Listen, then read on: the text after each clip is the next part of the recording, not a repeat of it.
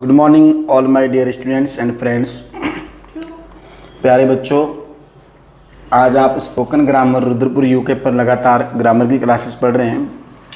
उनके चलते ही मैंने 12th क्लास की जो बुक है दी फ्लेमिंगो, उस बुक के जो लेसन एक्सप्लेन कर रहा हूँ। फर्स्ट लेसन जो उसका चैप्टर था द लास्ट लेसन, उसे मैंने 4 पार्ट में डिवाइड करके बनाया है।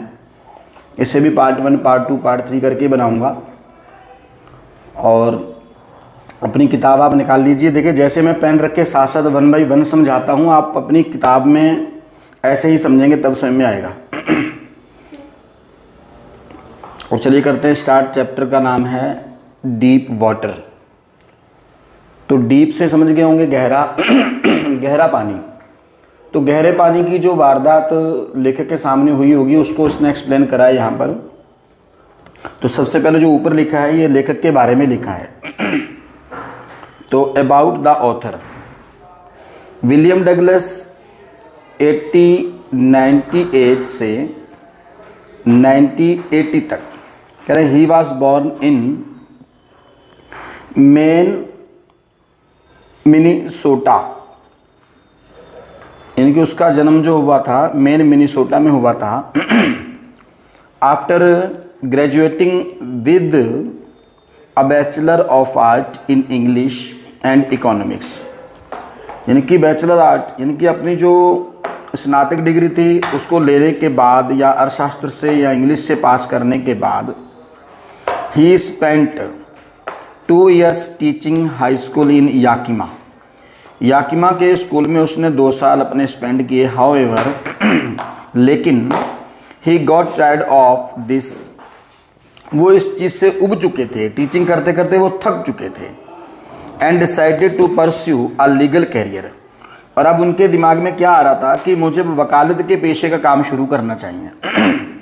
ही met Franklin D Roosevelt at Yale and become an advisor and friend to the president.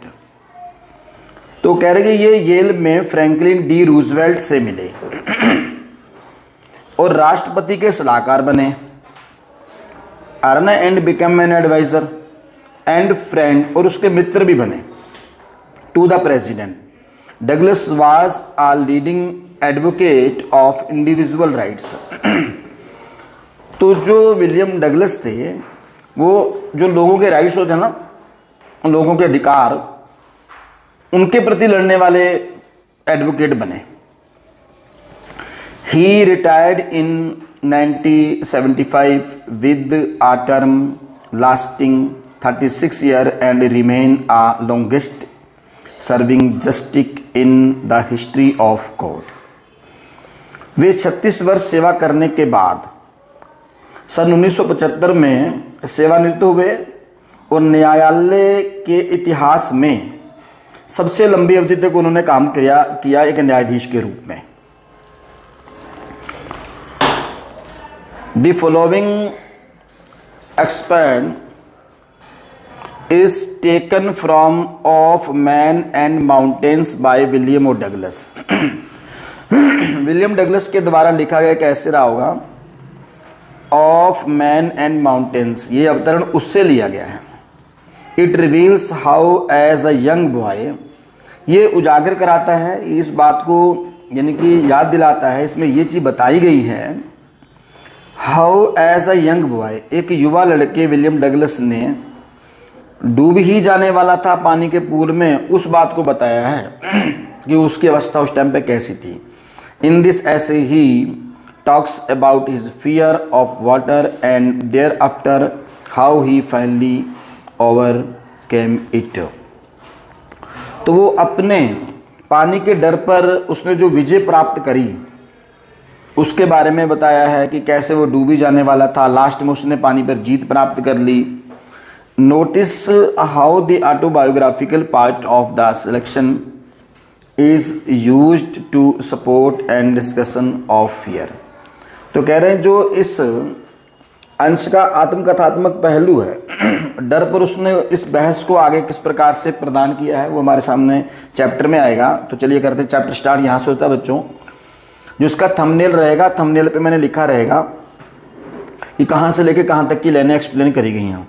It had happened when I was 10 और 11 ईयर्स ओल्ड। तो स्टूडेंट्स कह रहा है कि ये तब घटित हुआ जब मैं 10 और 11 साल का था। I had decided to learn to swim. तो मैंने तैरने सीखने का फैसला किया। There was a pool at the YMCA in Yakima. तो याकिमा नदी पर याकिमा में एक YMCA में एक तरणताल था, यानी कि एक तालाब, मतलब कह सकते हैं तैरने वाला ऐसा प्लेस रहा होगा जैसे पूल होते हैं या बड़े बड़े नदी टाइप की कह सकते हैं या तालाब कह सकते हैं बड़ा। तो कह रहा वो दैट उसने ऑफर्ड एग्जैक्टली द अपॉर्चुनिटी, उसने मुझे क्या किया, एक वास्तव में अवसर प्रदान किया। दी याकिमा रिवर वाज ट्रेचर। अब ट्रेचर का मतलब पता क्या होता है, खतरों से भरे होना। तो जो याकिमा नदी थी वो खतरों से भरी हुई थी। कहने का मतलब कि उसके अंदर कुछ ऐसे खतरे थे जो अन्य लोगों को नहीं पता था और कुछ लोगों को पता भी था। जैसे वो कह रहा है कि मेरी माँ को इसके बारे में पता था, वो कैसे खतरों से भरी हुई थी। Mother continuously warned against it. उसकी माँ कंटिन्यूली, मैंने क्या होता है बेटे, लगातार, फ्रीक्वेंटली यानी कि बार बार, वार्नड मैंने होता है चेतावनी देना, अगेंस्ट मैंने इसके अपोजिट, इसके विरुद्ध मुझे लगातार वो बताती रहती थी। And kept fresh in my mind, मेरे दिमाग में लगातार तरोतरण करती रहती थी। Details of his drowning in the river, यानी कि जो कोई भी इसमें डूब चुका होगा पहले उनके बारे में बार बार बताती रहती थी और याद दिलाती रहती थी। But the YMCA pool was safe, लेकिन YMCA पूल कैसा था, बिल्कुल सुरक्षित था। इट वॉज ओनली 2 और 3 फीट। कह रहे ये केवल 2 से 3 फीट गहरा था। एट द शैलो एंड, अंत में, एंड वाइल, जबकि it was 9 feet deep at the others, जो इसका दूसरा शोर था वो 9 फुट गहरा था और यानी कि ढाल के रूप में धीरे धीरे चलने वाला था अंदर, यानी कि धीरे धीरे जाना। ड्रॉप वॉज द ग्रेजुअल, यानी कि ढाल क्रमी कह सकते हैं या धीरे धीरे जाना कह सकते हैं। I got a pair of water wings. तो विलियम डगलस कह रहा है कि मैंने जल में तैरने वाले जो पंख होंगे, जल पंख बोलते हैं, कह रहा है उसका एक जोड़ा खरीदा। पेयर ऑफ, पेयर मैंने जोड़ा, उसका एक जोड़ा खरीदा। And went to the pool, और मैं पूल में चला गया। I hated to walk naked into it and show my skinny legs.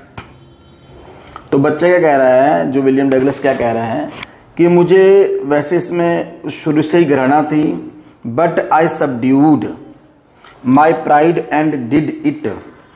अब सबड्यूड का मतलब क्या है यहाँ पर, अभिमान पर विजय प्राप्त करना, यानी कि ओवरकम माई प्राइड, यानी कि जो उसका प्राइड था उसके ऊपर उसने जीत प्राप्त की। बात समझ गए ना। फ्रॉम द बेगनिंग, कह रहा प्रारंभ से ही, however I had an aversion to the water when I was in it. कह रहे कि प्रारंभ से ही मुझे जल से घृणा थी जब मैं पानी में था।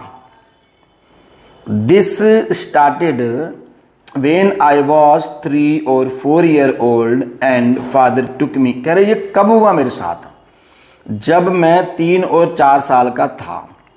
और माई फादर टुक मैंने ले गए, past tense, me to the beach. Beach का मतलब बच्चों होता है समुद्र का तट। कैलिफोर्निया के समुद्र के तट पर मेरे पिताजी मुझे ले गए। ही एंड आई स्टूड, वह और मैं खड़े रहे, टुगेदर एक साथ, इन द सरफेस। अब सर्फ मैंने क्या होता है पता है, कह रहे कि जो उसकी समुद्र के लहरें थी, फुहारे थे, उनके बीच में हम खड़े रहे। आई हंग ऑन टू हिम, मैंने अपने पिता को पकड़े रखा, यानी कि जकड़े रखा उनको। यट फिर भी दी वेव्स, वेव मैंने क्या होता है तरंगे।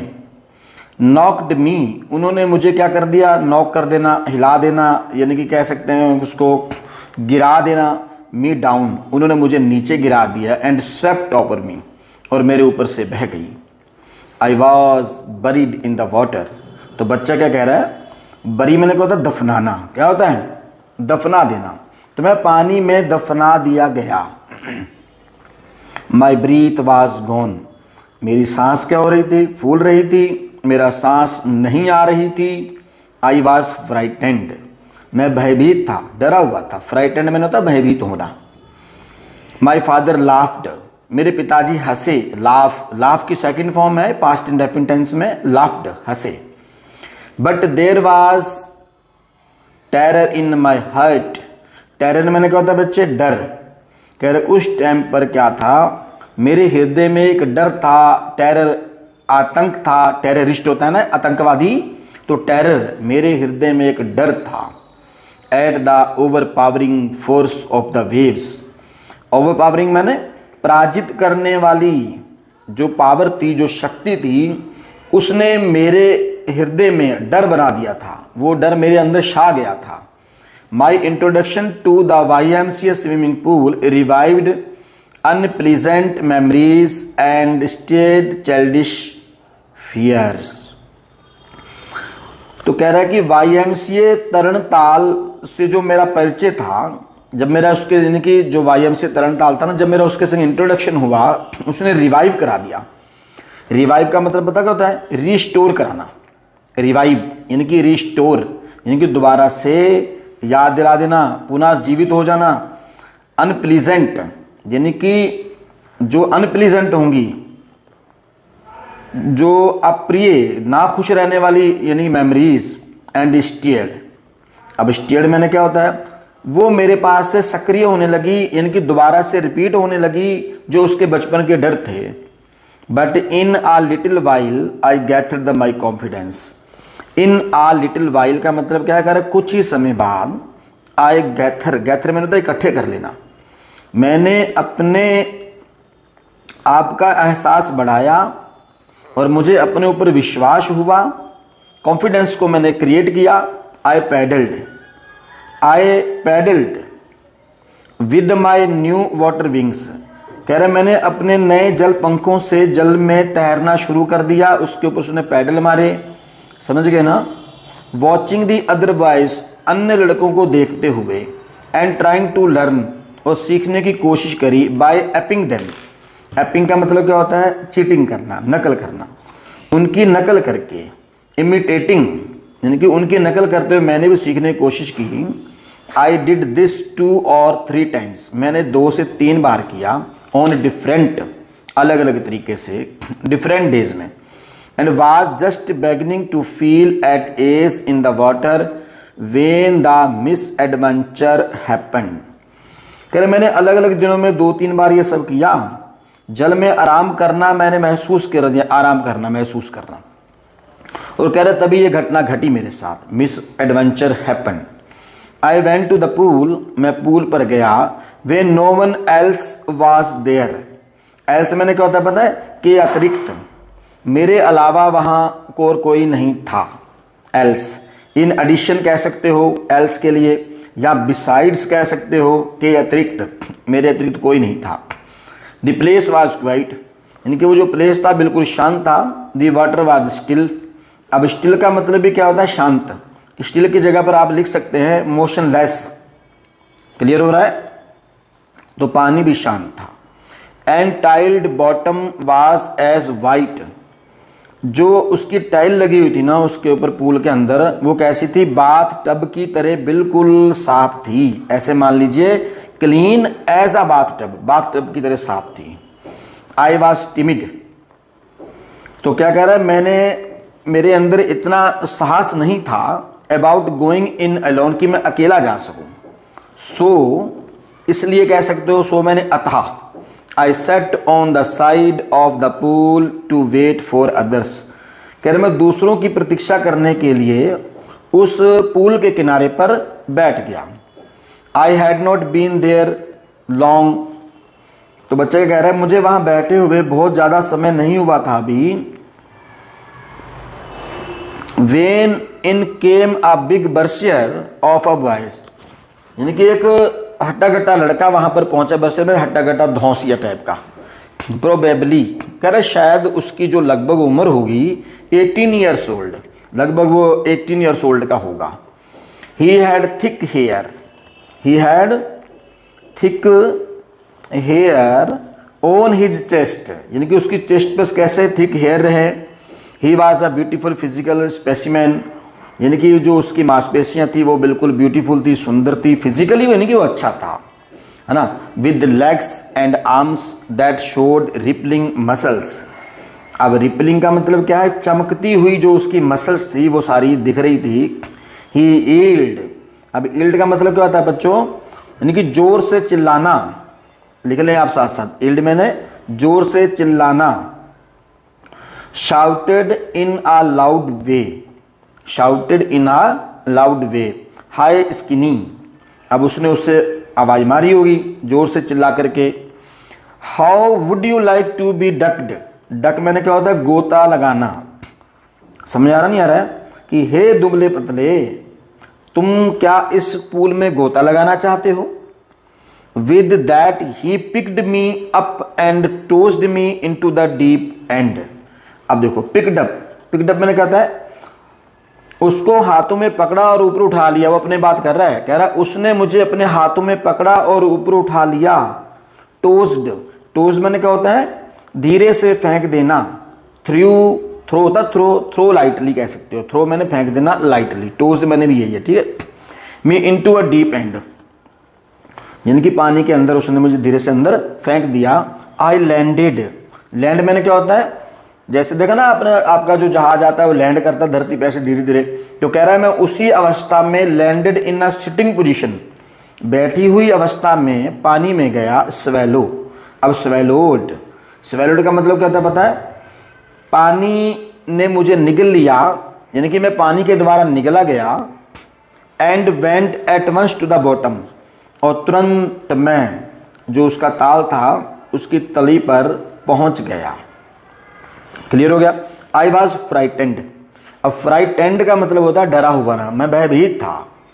But no not yet frightened out of my wits, कह रहा मैं डरा हुआ था, घबराया हुआ था, समझ गए नहीं। फिर भी, बट नॉट येट, कह रहा फिर भी जो डर के मारे उसने, कह रहा मैंने अपने होश नहीं खोए। On the way down I planned, कह रहा फिर मैंने उस जब डूबी अवस्था में था ना अंदर, कह रहा on the way down I planned, मैंने एक योजना बनाई। When my feet hit the bottom, जब मेरे पैर बॉटम को हिट करेंगे, I would make a big jump, तो मैं क्या करूंगा, एक ऊपर की ओर जंप लूंगा। कम टू द सरफेस, और ताल के किनारे पर पहुंच जाऊंगा। बात समझ नहीं आ रहा है, यानी कि उसकी सतह पर ऊपर को आ जाऊंगा। लाई फ्लैट ऑन, तो कैसे कह रहा कैसे लेटूंगा मैं, कह रहा चपटा लेट जाऊंगा। And paddle to the ends of the pool, और एड्स ऑफ द पूल मैंने क्या होता है कि ताल के किनारे पर पहुंच जाऊंगा।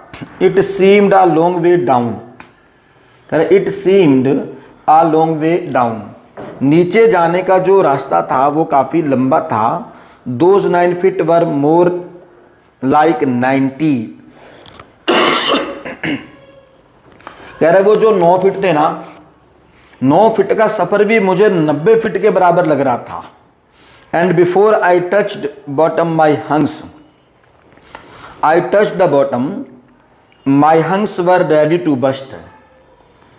तो देखो क्या कहना चाह रहा है, कह रहे इससे पहले कि मैं तली को स्पर्श करूं कि मेरे जो फेफड़े थे वो फटने लगे, ready to bast.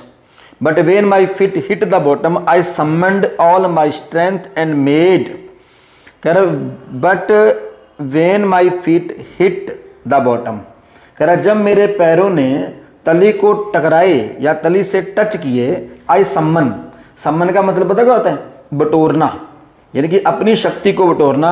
I सम्मन्ड all my strength, यानी मैंने अपनी सारी पावर को, शक्ति को बटोरा, या कह सकते हो सम्मन की जगह गैथर, क्या कह सकते हैं, गैथर्ड माई स्ट्रेंथ, अपनी सारी शक्ति को बटोरा। And made what I thought, मैंने सोचा, was a great spring upward, यानी कि मुझे एक ऊपर की ओर कूद लगानी चाहिए, या मुझे छलांग मैंने लगाई। आई अमेजिंड, मैंने कल्पना की। क्लियर हो गया। I would bob to the surface like a cork, ठीक। तो कह रहे मैं सतह पर कार्क की भांति उतरूंगा, यानी कि कार्क की भांति वहां जाऊंगा। इंस्टीड, लेकिन इसके बजाय हुआ क्या, समझ गए ना। आई केम अप स्लोली, कह रहे मैं वहां पर धीरे धीरे पहुंचा। आई ओपन माई आईज, कह रहा जब मैंने अपनी आंखें खोली, एंड आई सॉ नथिंग, मुझे वहां पर कुछ भी नजर नहीं आया। तो बट वाटर, कह रहे पानी ही पानी दिखाई दिया। That I had dirty yellow टिंग टू इट, तो कह रहा हल्का सा जो उसका रंग था ना, स्लाइट कलर, कह रहा वो उसका पानी का रंग कैसा था, बिल्कुल थोड़ा थोड़ा हल्का हल्का येलो था। कैसा था? I grew panicky, I reached up as if to the grab a rope and my hand clutched only a water।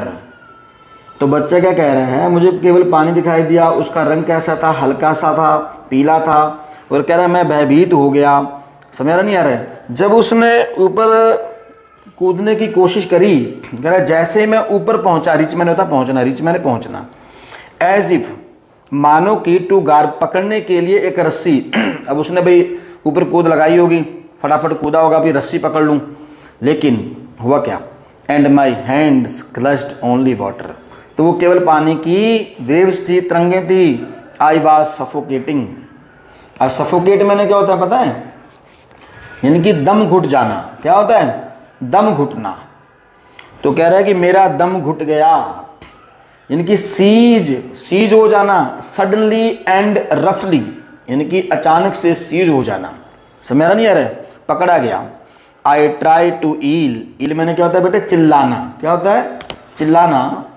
अब कह रहा मैं जोर से चिल्लाया, समझ गए नहीं, उसने जोर से चिल्लाने की कोशिश भी की, प्रयत्न किया। समझ आ रहा नहीं आ रहा है? नो साउंड केम आउट, कह रहा कोई भी आवाज बाहर नहीं निकली। Then my eyes and nose came out of the water, कह रहा उसके बाद, कह रहा मेरी आंखें और नाक पानी के बाहर आए, बट नॉट माई माउथ। समझ नहीं आ रहा है? कह रहा मेरी आंखें और नाक पानी के बाहर आया, लेकिन मेरा मुंह बाहर नहीं आया। समझ आ रहा नहीं आ रहा है? नेक्स्ट देखें, कह रहा I flailed at the surface of the water swallowed and choked, मैं पानी की सतह पर संघर्ष कर रहा था। समझ नहीं आ रहा है? सतह पर संघर्ष, struggle eight the surface, swallowed, swallow का मतलब मैं पहले बता चुका हूं, निगले जाना। क्या होता है? निगले जाना। एंड चॉक्ड, अब चौक मैंने क्या होता है, यानी कि सफोकेटेड, यानी कि उसका दम घुटने लगा। I try to bring my legs up, तो बच्चा क्या कह रहा है, मैंने अपनी टांगें ऊपर लाने का प्रयास किया, कोशिश की, but they hung as dead weights, लेकिन वो ऐसे लटक गई जैसे क्या हूं, डेड हो चुकी हूं। समझ नहीं आ रहा है? यानी कि डेड वेट्स हो गई, उनके अंदर वेट रहा ही नहीं, यानी लकवा मार गई, पैरालाइज्ड हुआ। कह रहा है पैरालाइज्ड हो गई हूं। एंड रिग्ड, समझ नहीं आ रहा है? रिग्ड मैंने क्या होता है, मुड़ ना सकी, मुड़ने में असमर्थ थी। अनेबल टू बेंड, समझ नहीं आ रहा है? अनेबल टू बेंड, मुड़ने में असमर्थ थी। A great force was pulling me under, यानी कि कोई महान, यानी कि बड़ा दबाव, कह सकते हो ना, बड़ा दबाव, यानी कि कोई प्रेशर ऐसा मुझे अंदर ले जाने की कोशिश कर रहा था। बात समझ नहीं आ रहा है? कह रहे कोई बड़ी शक्ति थी ऐसी जो मुझे नीचे की ओर खींच रही थी। ठीक। आई स्क्रीम्ड, स्क्रीम्ड का मतलब बच्चों लिख लीजिए, आप लिखते रहे, साथ में बोल रहा हूं वर्ड मीनिंग। स्क्रीम का मतलब चिल्लाना, यानी कि मैंने चीख मारी। भाषण नहीं आ रहा है? But only the water heard me, अगर मैंने चीख मारी पर केवल पानी ही मेरी चीख को सुन सका। I had started on the long journey back to the bottom of the pool, मैं ताल की तली पर वापस जाने की लंबी यात्रा शुरू कर चुका था। तो बच्चों ये मैंने फर्स्ट जो पैराग्राफ बनाया है पार्ट 1 यहाँ तक पढ़ाया है। इसके आगे आप ये देख लीजिएगा, ये आपका जो थंबनेल रहेगा उसके ऊपर ये लिखा रहेगा बॉटम ऑफ द पूल, और जो नेक्स्ट पैराग्राफ रहेगा उसकी जो लाइनें मैं यहाँ से स्टार्ट करूँगा, जहाँ तक पढ़ाऊँगा लास्ट तक लिखूँगा। और उम्मीद करता हूँ कि आपको चैप्टर बहुत अच्छे से समझ में आ गया होगा। अगर आपको खुद लेसन अच्छे समझ में आ जाता है तो आप छोटा सा एक रिक्वेस्ट है मेरी तरफ से कि दूसरे बच्चों तक भी वीडियो लेक्चर पहुंचा दिया करें, ताकि आपके साथ साथ वो लोग भी पढ़ सकें। कई बार ऐसा होता है, हमारी दोस्ती तो बहुत घनी है ना जी, वो दोस्त इकट्ठे हैं, बट दोस्ती के साथ साथ हम दूसरों को पढ़ाई का मार्ग बताना नहीं चाहते। तो मेरा उद्देश्य ये नहीं है कि मेरा यूट्यूब तुम बहुत सारा बढ़ा दो। मेरा उद्देश्य ये है कि बेशक कम बच्चों तक जाए, लेकिन उन बच्चों तक जरूर पहुंचना चाहिए लेक्चर जो पढ़ने के इच्छुक हों। और लगातार बने रहने के लिए चैनल पर आपका धन्यवाद। जिस मेरे भाई ने बहन ने अभी तक चैनल को सब्सक्राइब नहीं किया हो, वो सब्सक्राइब भी कर ले, ताकि आने वाला हर एक वीडियो लेक्चर आप तक बड़ी आसानी से पहुंच सके। Thanks all my dear friends.